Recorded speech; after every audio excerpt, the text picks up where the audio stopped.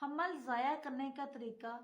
देखिए, बहुत से कमेंट आ रहे हैं कि बरीकी टैबलेट खाने से हमल ज़ाया हो जाता है। बिल्कुल ठीक है, बरीकी से हमल ज़ाया होता है, लेकिन बरीकी के नुकसानात भी बहुत से हैं। अब एक बहन ने कमेंट किया कि बरीकी टैबलेट खा ले हमल ज़ाया करने के लिए, और दूसरी पूछ रही है कितने बरीकी टैबलेट खानी है, किस टाइम खानी है, कैसे खानी है। वो प्रॉपर उसको तरीका बता रही है, और वो इस्तेमाल करके दोबारा कमेंट कर रही है कि मैंने इस्तेमाल किए हैं और मुझे कोई फायदा नहीं हुआ। अब बात करने का मकसद ये है कि ऐसे किसी के कहने पर कोई भी मेडिसिन मत खाएं।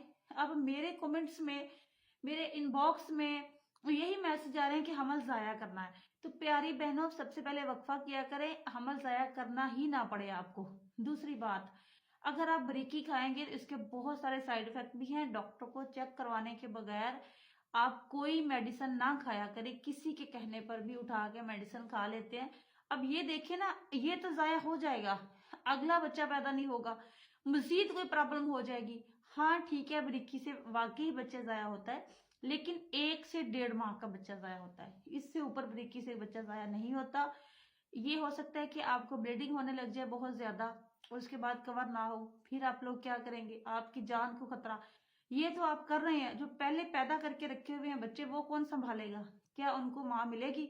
तो ऐसे ये इतनी डेंजरस टेबलेट है ना, मैं आपको बता नहीं सकती कि ये तो बंदे की जान को खतरा हो सकता है। क्यों आप एक दूसरे के कहने पे मेडिसिन खा रहे हैं? प्यारी बहनों, ऐसा नहीं करें। आप अगर नहीं चेकअप करवा सकती, फीस नहीं भर सकती, तो आप हर इलाके में सिविल हॉस्पिटल मौजूद है, अब वहां जाएं, जाके वहां से अपना ट्रीटमेंट करवाएं। डॉक्टर के मशवरे के बगैर मेडिसिन ना खाया करें। Thank you.